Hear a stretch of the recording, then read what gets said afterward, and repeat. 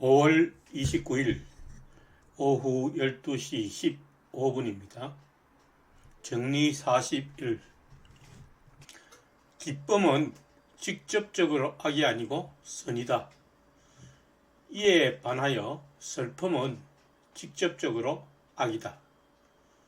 직접적으로 라는 말은 그 자체로 그런 뜻입니다. 기쁨 그 자체는 악이 아니고 선이라는 뜻이죠. 그러나 슬픔은 그 자체가 악이다. 해로운 것이다. 여기서 악이라는 것은 꼭 어떤 나쁜 경향을 얘기하는 것보다도 인간에게 해롭고 덕이 되지 않는 모든 것을 악이라고 총칭하는 것입니다. 그러니까 정리 41은 기쁨이 그 자체로서는 악이 아니지만 악이 될 수 있는 요소가 될 수 있음을 암시하고 있습니다. 예를 들어서 쾌락 같은 경우가 그렇죠. 쾌락도 그 자체는 악이 아닙니다. 그러나 쾌락이 과도할 때 악이 될 수가 있다는 것입니다. 정명, 기쁨은 신체의 활동 능력을 증대시키거나 촉진하는 감정이다. 이에 반하여 슬픔은 신체의 활동 능력을 감소시키거나 억제하는 감정이다. 그러므로 기쁨은 직접적으로 선이며 QED 정리 41로 넘어갑니다. 육회는 과도할 수 없고 항상 선이다. 반대로 우울은 항상 악이다.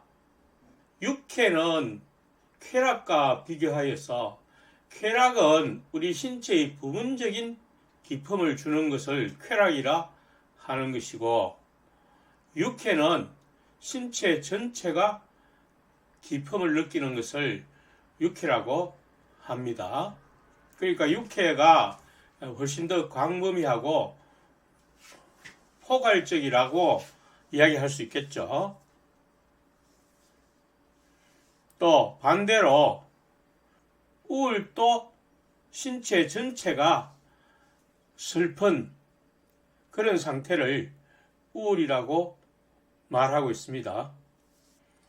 정명, 육회는 기쁨인데 이 기쁨은 신체에 관한 한 신체의 모든 부분이 균등하게 자극받아 변화되는 데에 있다.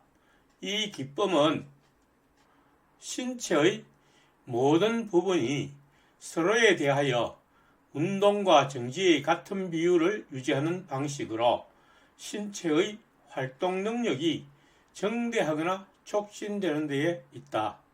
따라서 육회는 항상 선이며 과도할 수 없다. 그러나 우울은 슬픔이며 이 슬픔은 신체에 관한 한 신체의 활동 능력이 절대적으로 감소하거나 억제되는 데에 있다. 그러므로 우울은 항상 악이다. 정리 43. 쾌감은 과도할 수가 있으며 악일 수도 있다.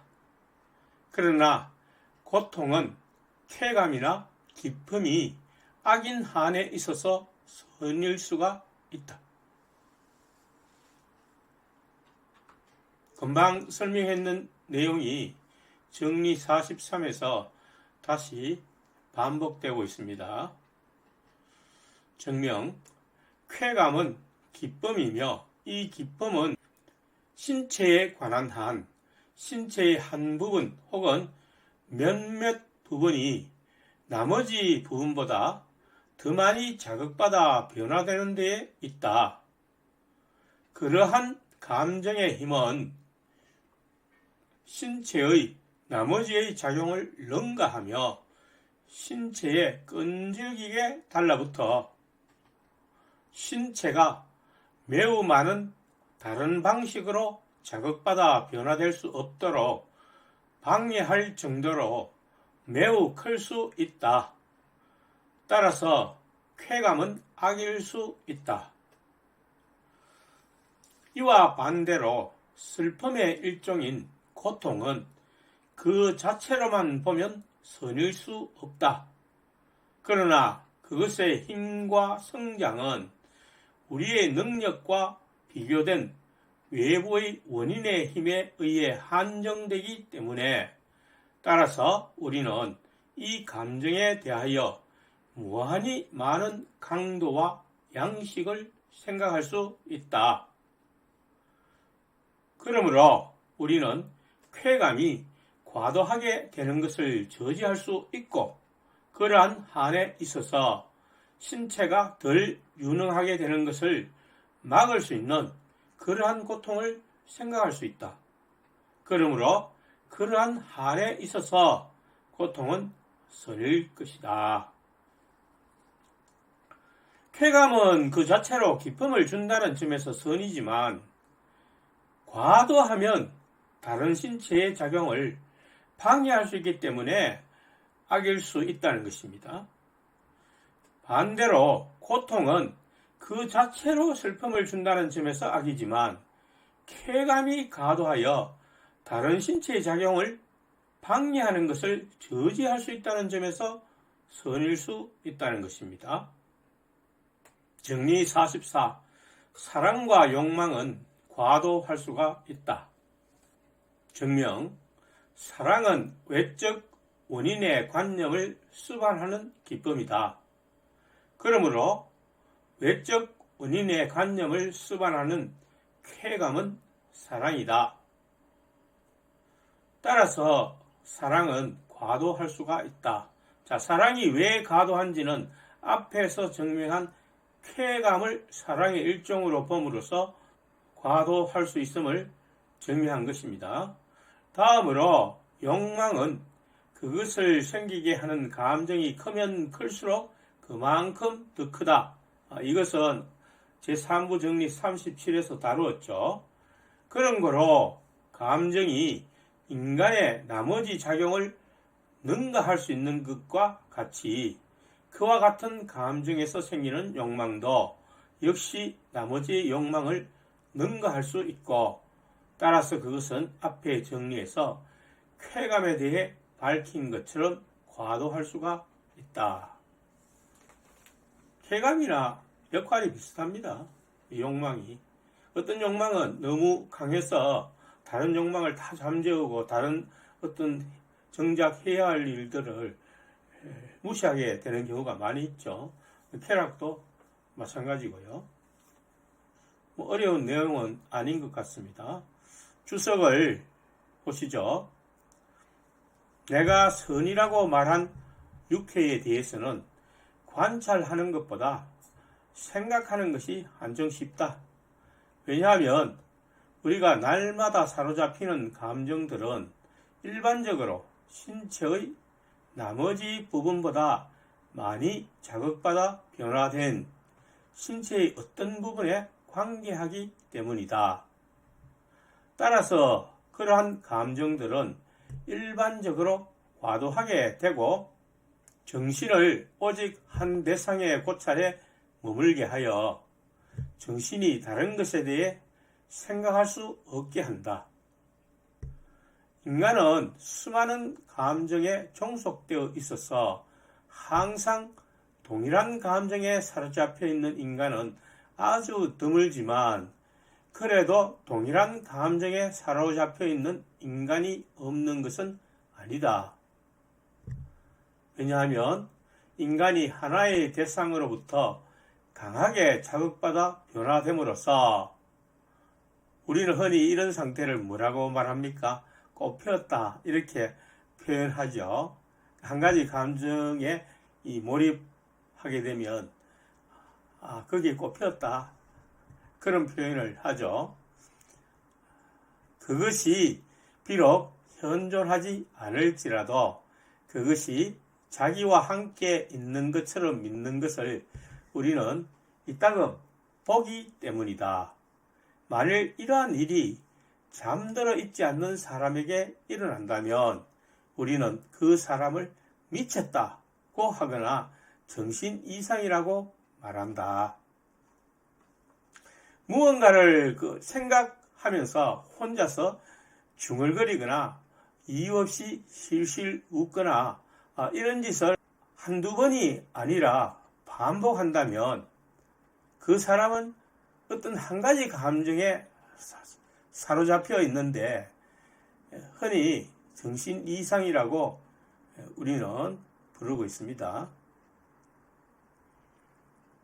또 사랑에 빠져 밤이나 낮이나 연인 또는 장녀만을 꿈꾸는 자도 마찬가지로 미쳤다고 여겨진다.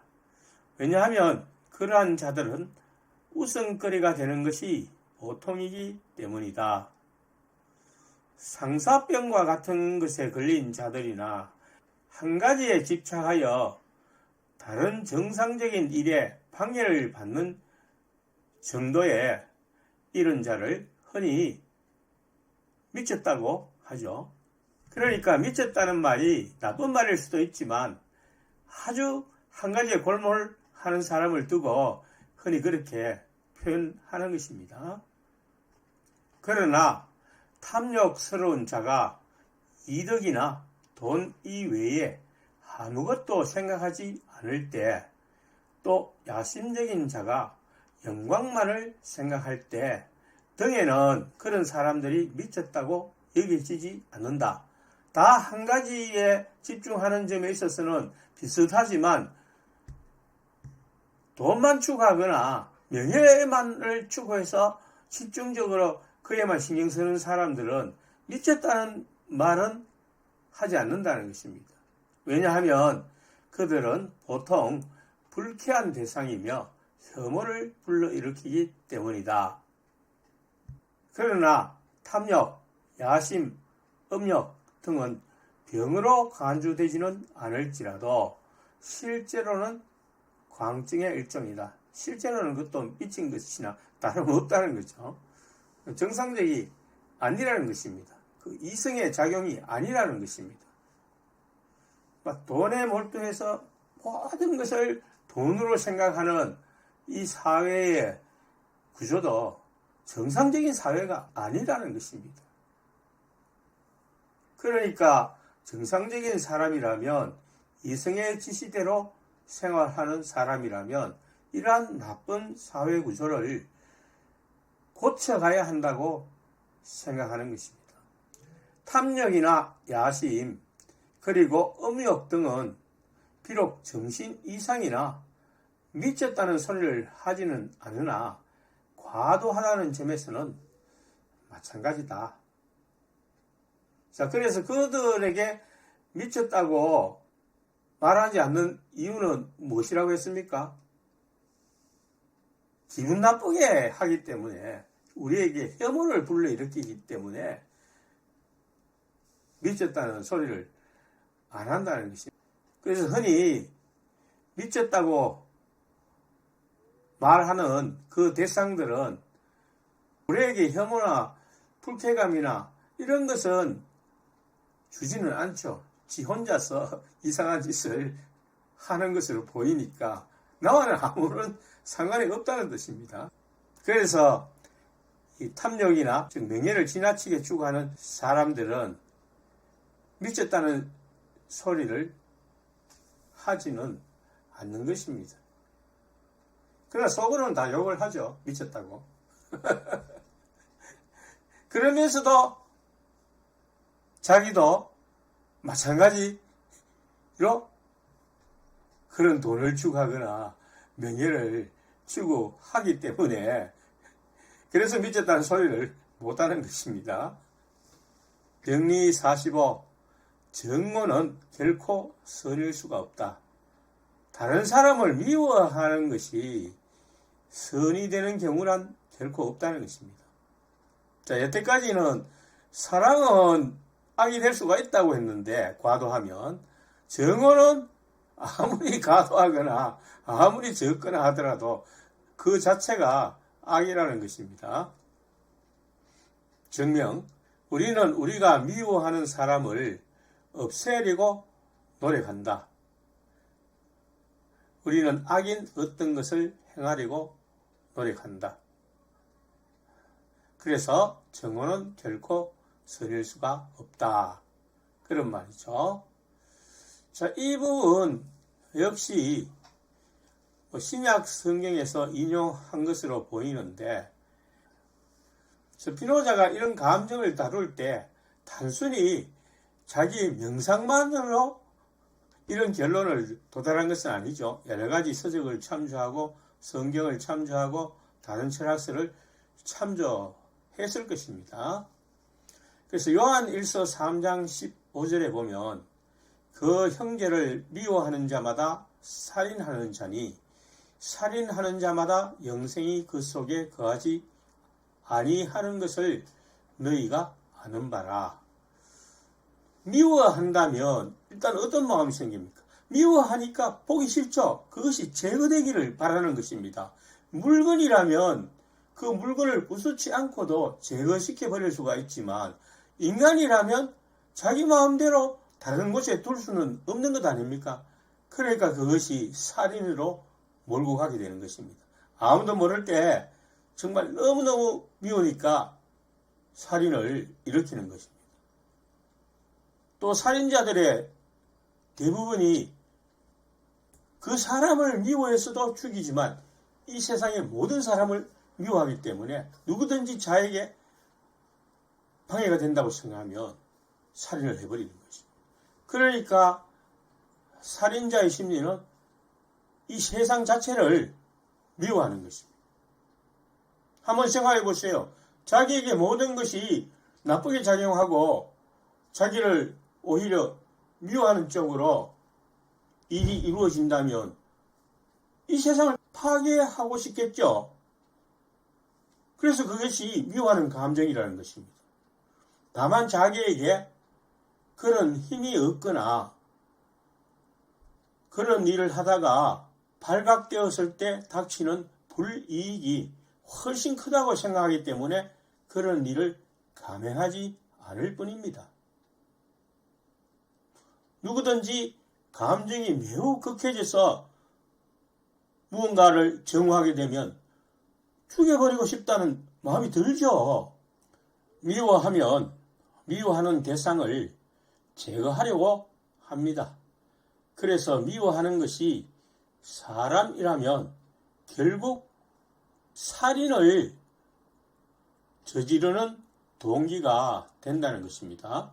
최초의 살인에 대해서 구약 성경이 언급하는 바는 가인이 동생 아벨을 시기하여 미워했기 때문에 그를 죽이게 된 것을 알려줍니다. 주석을 보시죠.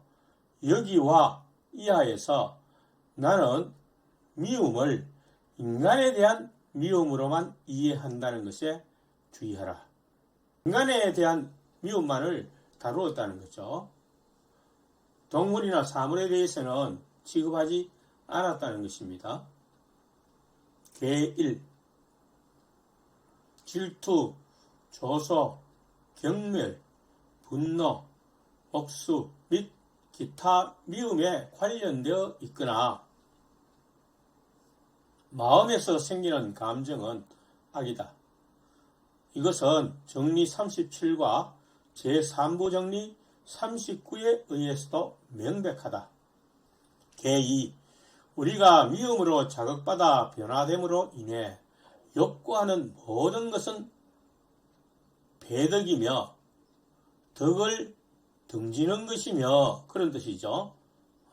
영어로는 dishonorable이라고 되어 있으니까 불명예스러운 것이며 그런 뜻입니다. 국가에 있어서는 불의이다. 즉 법과 반대되는 것이다. unjust니까 그런 뜻이죠. 이것은 제3부 정리 39에 의해 그리고 악덕과 불의의 정의에 의해서도 명백하다. 더 이상 설명할 것은 없다고 봅니다. 넘어가겠습니다. 주석으로. 주석, 나는 조소와 웃음 사이의 커다란 차이를 인정한다. 왜냐하면 웃음과 익살은 순수한 기품이기 때문이다. 그러므로 지나치지만 않는다면 그것들은 그 자체로 선이다. 즐거워하는 것을 금지하는 것은 살벌하고 슬픈 미신뿐이다.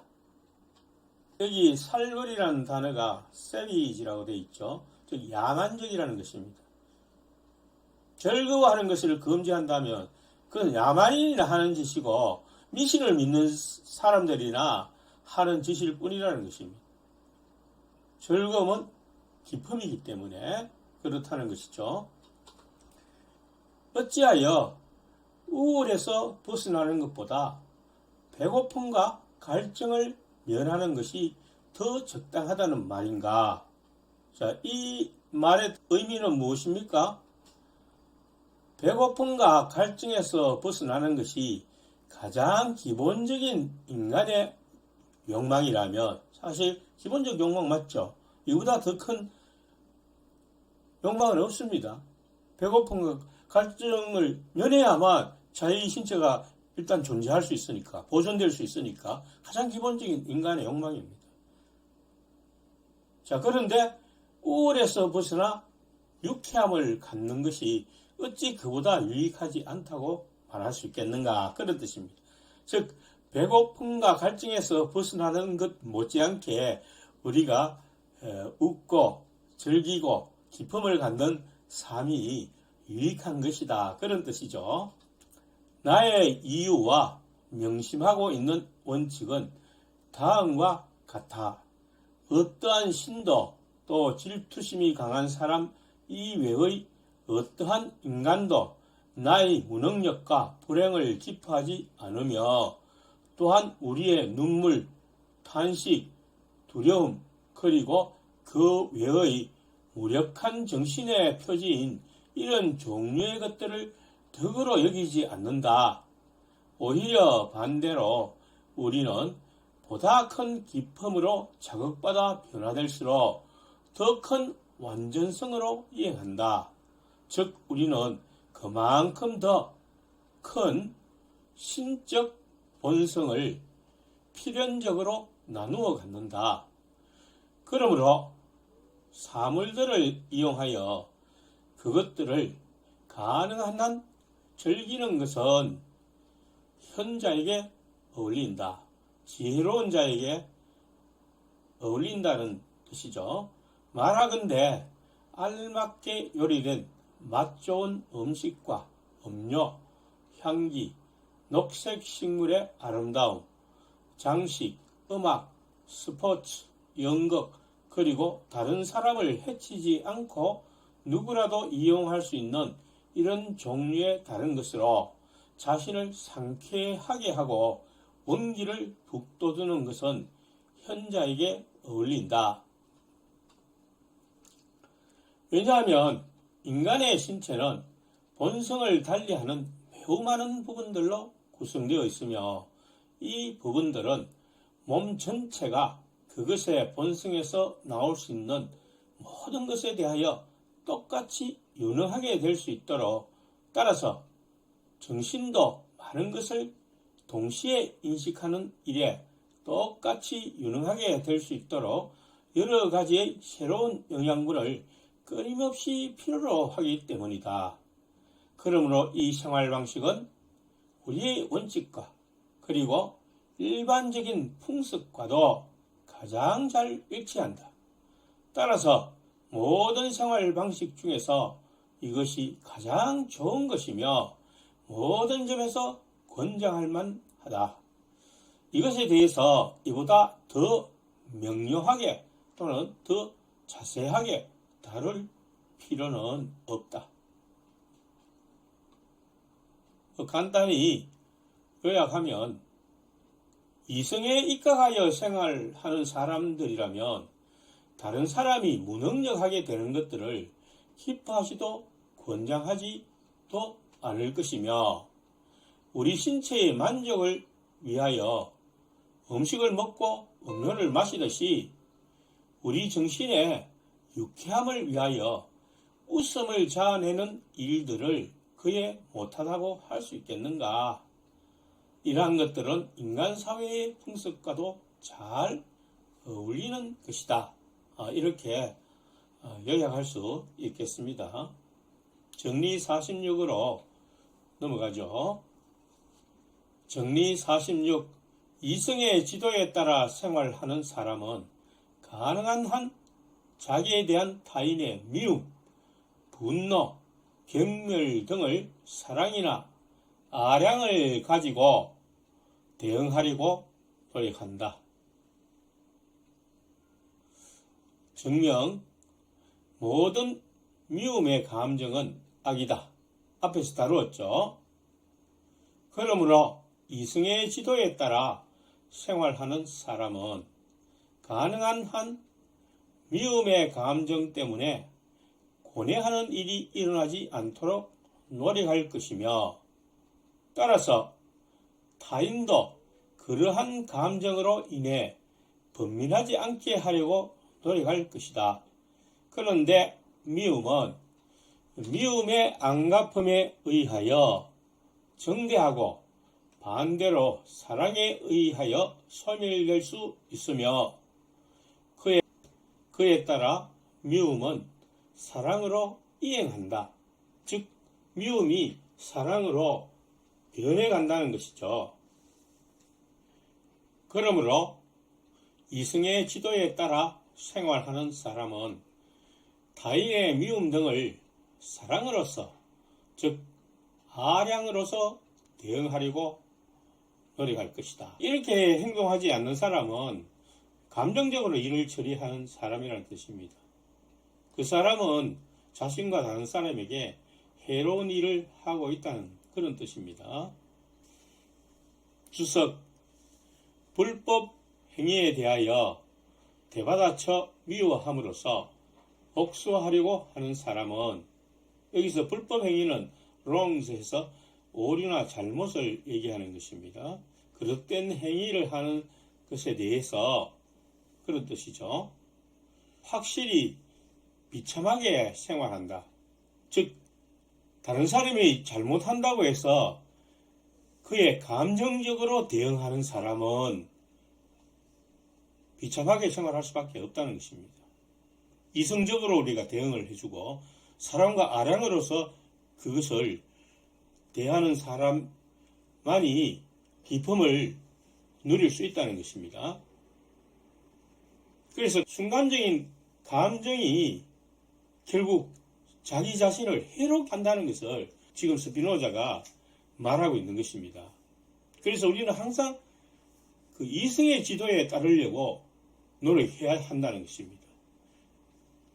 그래서 그러한 이성을 마비시키는 것이 감정이라는 것이죠. 즉 감정에 노예가 되어 있다는 뜻입니다. 인간 대부분이.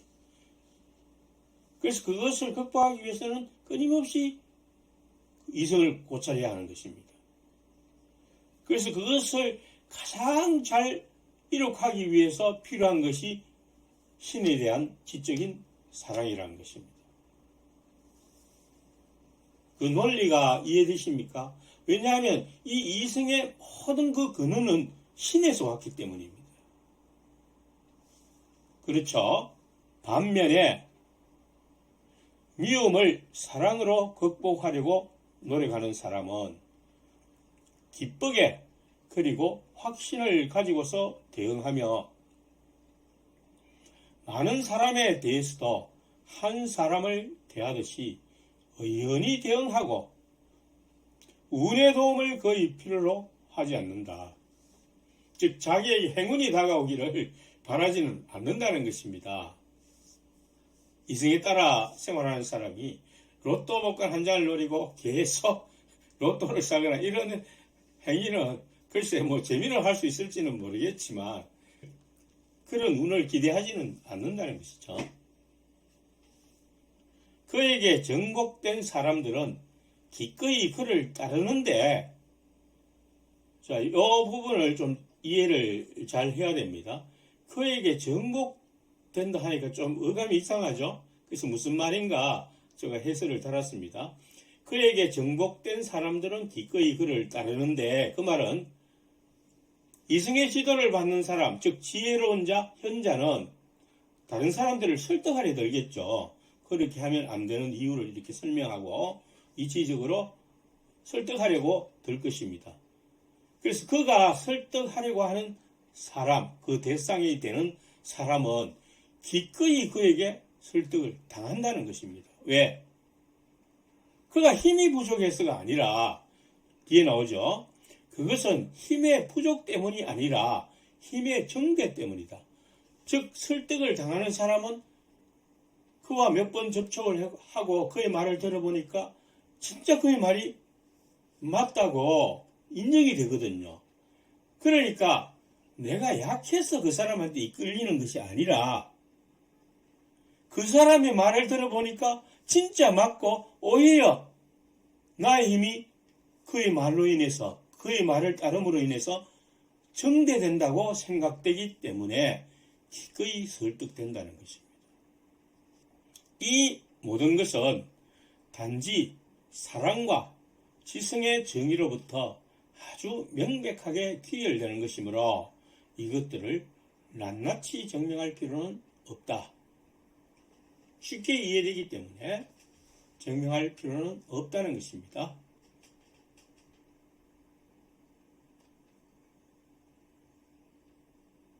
정리 47.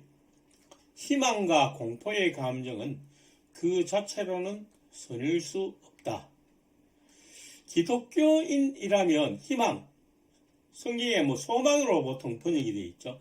소망은 기독교의 아주 중요한 부분인데 그 자체로는 선일 수 없다라고 말했기 때문에 여기에 상당한 의문점을 가질 수 있을 것입니다. 그래서 내용을 계속 살펴보고 생각해 보도록 합시다. 정명, 희망과 공포의 감정은 슬픔 없이는 있을 수 없다. 왜냐하면 공포는 슬픔이며 또 희망은 공포 없이는 있을 수 없기 때문이다. 앞에서 다루었죠. 희망 없는 공포가 없고 공포 없는 희망이 없다고 했죠. 다 약간씩 섞여 있다는 것입니다. 이러한 감정들은 그 자체로는 선일 수 없고 단지 기쁨의 과도함을 억제할 수 있는 한에서만 선일 수 있다. 즉 희망도 사실은 슬픔에서 시작되는 것이고 공포는 그 자체가 슬픔이라는 것은 쉽게 납득이 될 수 있습니다. 자, 공포는 고통과 비슷한 역할을 합니다. 그러나 희망은 기쁨을 억제하는 것이 아니라 안도와 한의에 이를 수 있다는 기쁨이 존재하고 있습니다. 이것은 제가 보완한 것입니다. 스피노자가 이렇게 말하지는 않았습니다.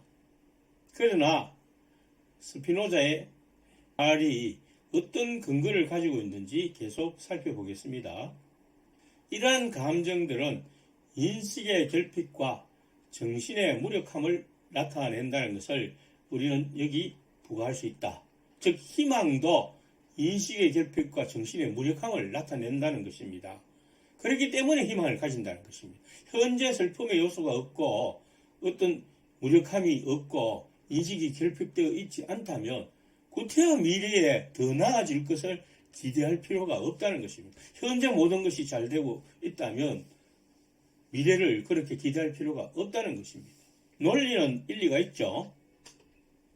이러한 이유 때문에 안도감과 절망감, 한의와 실망도 역시 무력한 정신의 표시이다. 자, 안도감은 무엇입니까? 앞에서 다루었는데 기억나십니까? 희망을 가졌을 때 그것이 현실화되면 안도가 된다고 했죠. 그리고 그 안도감 이후에 그 희망의 기쁨이 무엇이라고 했습니까? 환희라고 했습니다. 그래서 희망, 안도, 환희가 연결되는 것이고 공포가 현실화되면 뭐가 된다고 했습니까? 절망이 된다고 했죠. 그래서 이러한 절망의 상태를 실망이라는 단어로 표현하게 되는 것입니다. 그래서 기본은 희망과 공포입니다. 여기서 나온 감정들이 안도감, 절망감, 한이, 실망, 이러한 감정들입니다. 왜냐하면 안도감과 한이는 기쁨의 감정이기는 하지만 선행하는 슬픔, 즉 희망과 공포를 전제하기 때문이다. 슬픔이 존재하지 않았다면 희망이 없었을 테고, 희망이 없었다면 안도감과 한이는 당연히 있을 수가 없죠. 그러므로 우리가 이승의 지도에 따라 생활하기 위해 보다 많이 노력하면 할수록 우리는 희망에 덜 의존하도록, 우리 자신을 공포에서 해방하도록 가능한 한 운을 지배하고 우리의 행동을 이승의 확실한 근거에 따라 관리하도록 더욱더 노력하게 된다. 그러니까 오늘보다 내일 어째 좀 잘 안 되겠나? 내일 어째 돈이 좀 안 생기겠나? 이렇게 희망을 가지는 것은 현재 지금 슬프다는 것을, 현재 비참하다는 것을 뜻하는 것이기 때문에 운을 기대할 수 있다는 뜻이 되기도 하죠. 그래서 우리는 이성에 따라 생활하는 한 어떤 상황이 어렵든지 나쁘든지 그것은 자연의 질서에 따르는 상황으로 우리가 받아들여야 되고, 그것을 극복하기 위해서는 이성의 지시에 따라야 한다는 것입니다. 확실히 상황을 이해하고 파악하는 그러한 지식에 의해서 따라야 되는 것이지, 감정대로 움직여서는 아무것도 해결되지 않는다는 것입니다.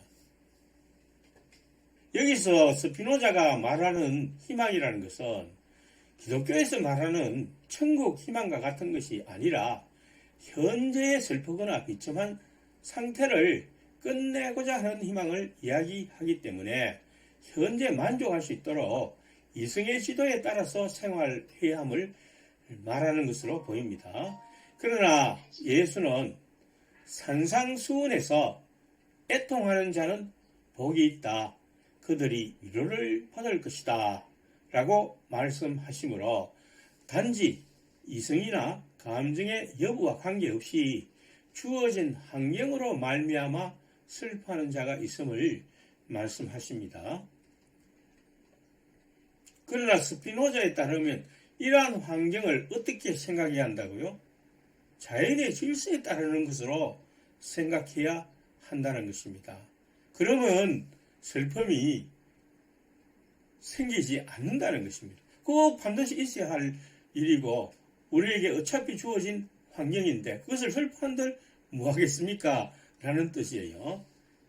그런 면에서 보면 스피노자가 제2의 예수라고 불릴만 하죠. 정리 48. 과대평가와 경멸의 감정은 항상 악이다. 자, 정리 48이 특히 우리에게 아주 현실적으로 중요한 내용 같습니다. 적용되는 내용 같습니다. 저도 이 정리 48을 보고 자신을 조금 반성해 보기도 하였습니다. 저는 자신을 가대평가하지 않도록 굉장히 신경을 쓰고 있습니다. 조심을 하고 있습니다. 그런데 반대로 경멸의 감정은 좀 신경을 덜 쓰는 것 같아요. 그래서 이 부분에 대해서 정리 48을 보고 깨달은 바가 좀 있습니다. 정명, 이러한 감정들은 이성에 반대된다. 그러므로 그것들은 악이다. 그 일이 한 정명에 상당히 많은 정리와 정의가 인용되어 있죠. 복습 겸 살펴보도록 하겠습니다. 정의 21은 과대평가란 사랑 때문에 어떤 사람에 대하여 적정 이상으로 대단히 여기는 것이다. 즉 과대평가라는 것은 내가 그 사람을 사랑하기 때문에, 뭐 사랑이라는 것은 꼭 연인관계의 사랑만을 의미하는 것은 여기서 아닙니다. 또 자기 자신이 자기 자신을 사랑해서 과대평가를 할 수도 있습니다. 적정 이상으로 대단하게 여기는 것입니다. 감탄한다, 엄청 잘한다, 이런 식으로 아주 과대평가를 하게 되는 경우가 있다는 것입니다. 그것을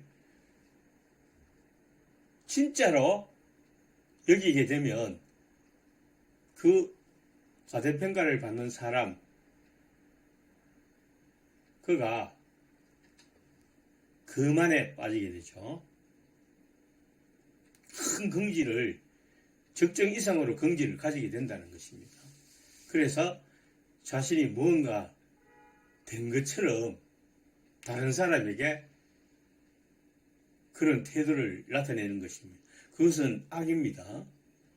정의 22. 경멸이란 미움 때문에 어떤 사람에 대하여 적정 이하로 하찮게 여기는 것이다. 그러니까 이런 과대평가하는 사람에 대해서 좀 미운 생각이 들죠. 저런 인간이 있어. 자기 자신, 자기 주제도 파악하지 못하고 하면서 그 사람의 말이나 글을 갖다가 경멸해버리는 것입니다. 이 두 가지가 다 악인 것이에요. 정의 21과 22는 인터넷 카페에 글을 올리는 경우나 또 그 글에 대한 댓글을 달 때 적용되는 것 같습니다. 많은 경우에 자기가 무슨 학자나 되는 것처럼 대단한 작품인 양 글을 올리는데 이것이 바로 스스로 과대평가하는 것이고 거만하게 보이게 하는 것입니다.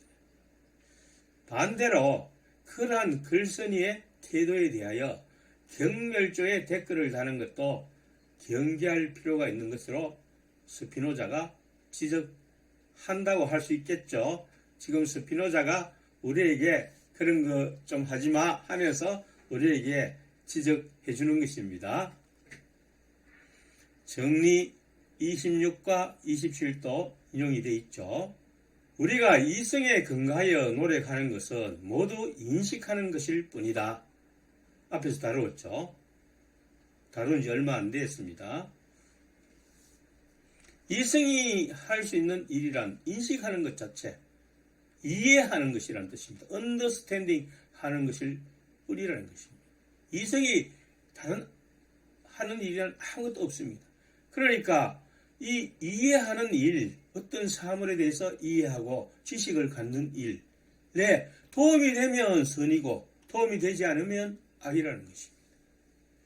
그래서 정신은 이러한 이성을 사용하는 한 인식에 도움이 되는 것 이외에 다른 어떤 것도 자기에게 유익하다고 판단하지 않는다.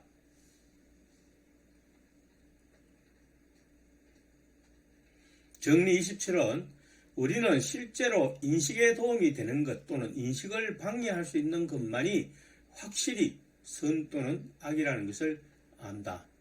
그러니까 선하다, 악하다 하는 어떤 모든 것, 어떤 것이라도 인식을 방해하는 것 또는 도움이 되는 것으로 정의를 내릴 수 있다는 것입니다. 예를 들어서 정오, 상대방을 미워하는 감정이 악이라고 했죠. 그러면 이게 인식에 도움이 됩니까? 인식을 방해합니까? 인식을 방해하죠. 다른 사람을 미워함으로써 그 감정에 의해서 상대방을 적절하게 알 수 있도록 방해를 한다는 것입니다. 알 수 있도록 도움을 주는 것이 아니라 방해를 한다는 것입니다. 정확히 아는 것이 곧 선이며 이러한 선에 이르도록 도움을 주는 것이 또한 선이다. 그러므로 스피노자는 지식, 다른 말로 표현하면 지성이라고도 앞에서 다루었죠. 지성이 곧 의지이며 또한 선이며 유익한 것이라 정의합니다. 정확하게 아는 것 자체가 우리가 행동하게 할 수 있는 의지가 되는 것이고, 그렇게 하는 것이 우리에게 도움이 되는 것이고 또 선이라는 것입니다. 정리 49로 넘어갑니다. 과대평가는 과대평가되는 사람을 쉽게 거만하게 만든다. 거만한 사람 대하기가 싫죠. 그러니까 아무도 대꾸하려고, 관계하려고 상대하지 않습니다. 물론 상대를 하지 않는 데에는 몰라서 안 하는 경우도 있고, 또 어떤 사람자가 개입해서 하지 말라고 어떤 다른 이유 때문에 경계를 시키기 때문에 못하는 경우도 있습니다. 그러나 일반적으로 어떤 사람이 글만 올리면 댓글 하나도 없어요. 왜? 경멸하는 것보다는 낫죠. 악플을 달려니까 그 사람을 경멸하는 것 같은 것이라서 악이 되고, 그렇다고 자기의 본성상 거기에 대꾸할 수 있는 좋은 댓글을 달아줄 수는 없으니까 아예 댓글을 안 다는 것입니다. 그래서 자기가 올린 내용에 댓글이 일체 없다면 그 내용 자체가 이 회원들의 수준과 동떨어지거나, 그렇지 않으면 관계가 없거나, 아니면 관계가 있는 것처럼 보이는데 댓글이 없다면 거기에 대꾸하기 싫은 겁니다. 경멸할 수는 없으니까 대꾸 자체를 안 해버리는 것입니다. 그러면 나의 글이 어떤 거만한 감을 주는구나 하고 자신이 돌아봐야 하는 것입니다. 즉, 자신이 자기에 대해서 과대평가하고 있다는 증거입니다. 그런데 어떤 분들은 이 글을 올리고 거기에 대해서 약간의 의문이나 이렇게 댓글을 달면 굉장히 친절하게 답변을 해주고, 또 답변을 못하는 데 대해서는 자신의 잘못이라고 아주 겸손하게 대답하는 회원이 있습니다. 그런 사람은 사실 존경받을 만하고 이성의 지시에 따르는 현자라고 말할 수 있겠죠. 그래서 회원 중에서도 그런 분을 만나게 되면 상당히 존경하는 마음이 생겨요. 나이는 우리가 알 수 없지만 나이와 상관이 없습니다. 사실은 얼마나 자기가 그 분야에 철학을 이해하고 또는 그 신앙을 가지고 그러한 인성적인 부분에 많은 노력을 하고 있는가, 여기에 달려 있는 것입니다. 정명, 만일 어떤 사람이 사랑 때문에 우리에 대해 적정 이상으로 대단하게 여기는 것을 우리가 안다면 우리는 쉽게 의기양양해질 것이다. 즉, 우리는 기쁨으로 자극받아 변화될 것이다. 다른 사람 칭찬해주면 기분이 좋죠. 내가 정말 잘했구나, 인정을 해주는구나, 이렇게 생각이 드는 것입니다. 우리는 또 우리가 들은 우리에 대해 이야기되는 설을 쉽게 믿을 것이다. 그러므로 우리는 자신에 대한 사랑 때문에 자신에 대해 적정 이상으로 대단하게 여길 것이다. 즉, 우리는 쉽게 거만하게 될 것이다. 거만하다는 것은 프라이드를 말하는 것입니다. 그러니까 우리가 그런 칭찬으로 인해서 우리를 사랑한다는 것을, 자기 자신을 사랑한다는 것을 느낄 때 긍지를 가지게 되는 것입니다. 좋게 말하면 긍지인 것입니다. 그러나 그것이 적정 이상이 될 때 그것은 과대평가가 되는 것이고, 그 과대평가로 인해서 거만하게 된다는 것입니다. 과대평가를 받으면 쉽게 거만하게 되는 과정을 설명하고 있습니다. 어떤 사랑이나 호의로 인해 우리를 잘 봐준다면, 즉 높이 평가해준다면 우리는 성취감으로 기뻐할 것이며, 그 기쁨이 우리를 변화시켜 진짜로 우리가 그 칭찬만큼이나 훌륭한 사람으로 여기게 된다는 것입니다. 정리 50으로 넘어갑니다.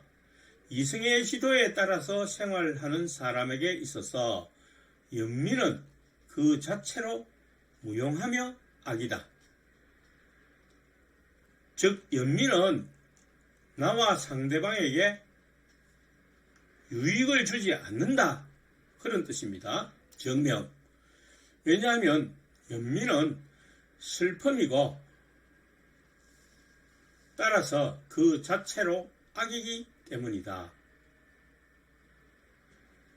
개인을 불쌍하게 여기는 것, 그것을 연민이라고 하죠. 그런데 연민에서 나오는 선, 즉 우리가 애처롭게 여기는 사람을 불행에서 구하려고 애쓰는 것을 우리는 오직 이승의 지령에 의해서만 행할 수 있다. 그러므로 이승의 지도에 따라 생활하는 사람에게 있어서 연민은 그 자체로 악이며 무용하다. 아무 쓸모가 없다는 것이죠. 근데 여기에 대해서 굉장히 의견이 분분합니다. 많은 사람들은 그 동정심이나 연민은 인간에게 반드시 필요한 것이 아니냐, 인간에게 그런 감정이 없다면 어떻게 인간일 수 있는가, 이런 질문을 던지죠. 자, 그런데 스피노자는 어떠한 의미에서 이러한 논쟁을 펼치고 있는지 생각해 보도록 하겠습니다. 불쌍한 사람을 돕지 말라는 뜻이 아니라 불쌍하게 보이는 감정 자체에 의해 도움을 결정하지 말라는 뜻입니다. 관련된 이모저모를 파악한다면 물론 약간의 시간이 걸릴 수도 있습니다. 시간이 짧으면 짧은 대로 이성적으로 판단해야 한다는 것입니다. 그러한 사정에 의해서 도움을 결정할 수 있다는 뜻이다. 어떤 경우 불쌍하게 보임으로써 동정을 구하다가 나중에는 강매를 요구하며 협박까지 하는 경우도 있습니다. 여러분, 그런 경우를 당했습니까? 그런 경우가 과거에 종종 있어 왔습니다. 지금은 아마 그런 경우가 거의 없는 것 같습니다.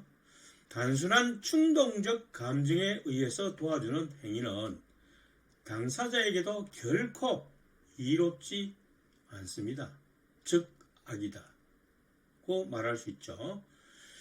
칸트도 동정심에서 하는 행위는 정한 명령에 의한 것이라 볼 수 없다고 하였습니다. 이것으로부터 이성의 지령에 따라서 생활하는 사람은 가능한 한 연민에 의해 움직여지지 않으려고 노력한다는 결론이 내려진다. 이성에 따라서 언제나 행동하라는 것이에요. 감정에 의해서 움직이지 말고.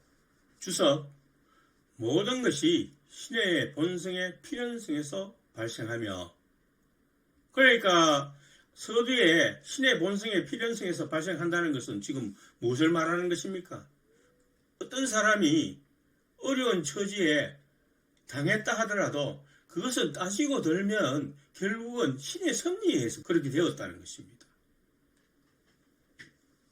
그러니까 그것을 이성적으로 판단을 해야 되지, 순간에 비친 어떤 모습을 감정적인 충동을 받아서 행동하면 그것은 선이 아니고 악이 된다는 결론을 내리는 것입니다.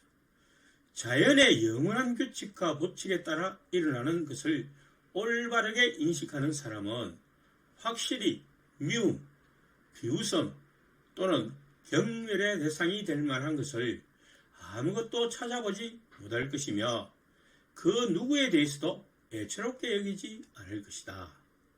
오히려 그는 인간의 덕이 미치는 한 흔히 말하듯이 올바르게 행하고 즐기기 위해 노력할 것이다. 연민의 감정에 의해 쉽게 움직여지고 타인의 불행이나 눈물에 의해 동요되는 자는 나중에 스스로 후회할 어떤 일을 종종 행한다는 것을 여기에 덧붙여야 한다.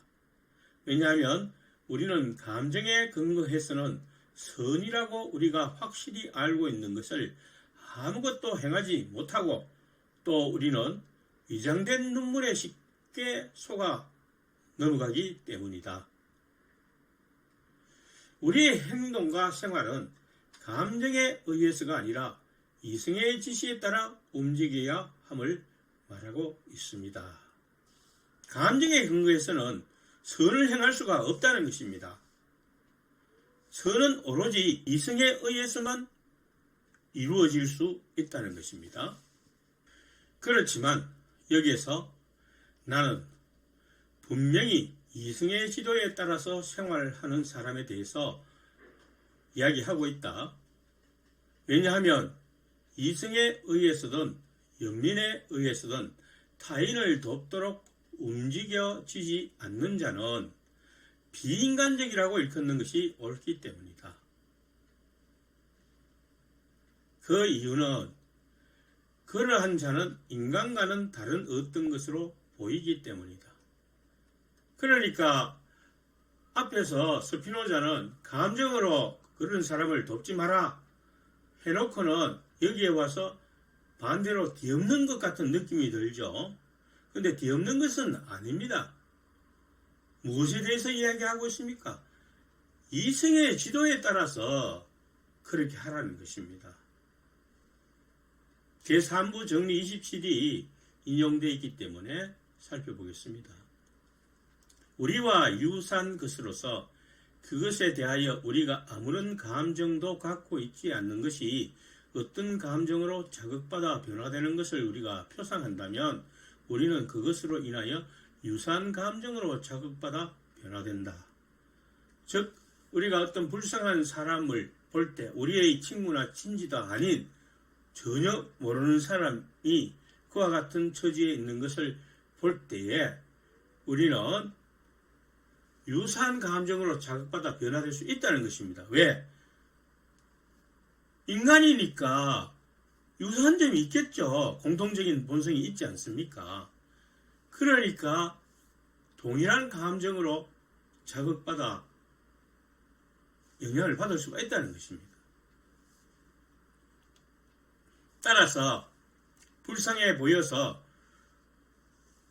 그 도움을 주는 행위는 선이 아니지만 인간적인 면에서는 충분히 납득이 된다는 점을 여기서 의미하고 있죠.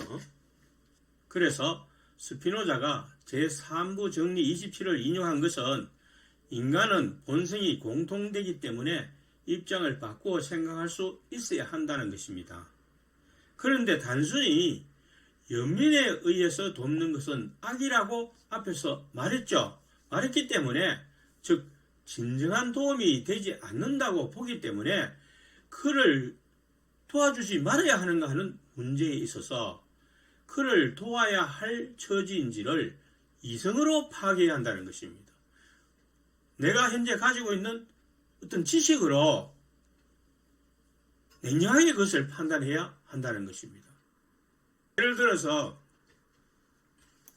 식당에서 친구들과 회식을 하고 있는데 어떤 여인이 칫솔 같은 것을 들고 와서 하나 팔아달라고 약간 비싼 가격에, 시중보다는 약간 비싼 가격에 팔아달라고 한다면 우리는 그가 불쌍해서 그것을 팔아준다는 것이 아니라 저 시간에 저렇게 저거 팔러다니가 몇 푼이나 벌겠나, 노동일 해도 그만큼 벌지 않겠나, 이런 판단을 해서 아이고 수고하니까 저리 고생하니까 그래 뭐 한 개 사줘라, 그 노동비라고 생각해서 하나 사줘라, 이렇게 하면 이성적인 판단이 되는 거죠.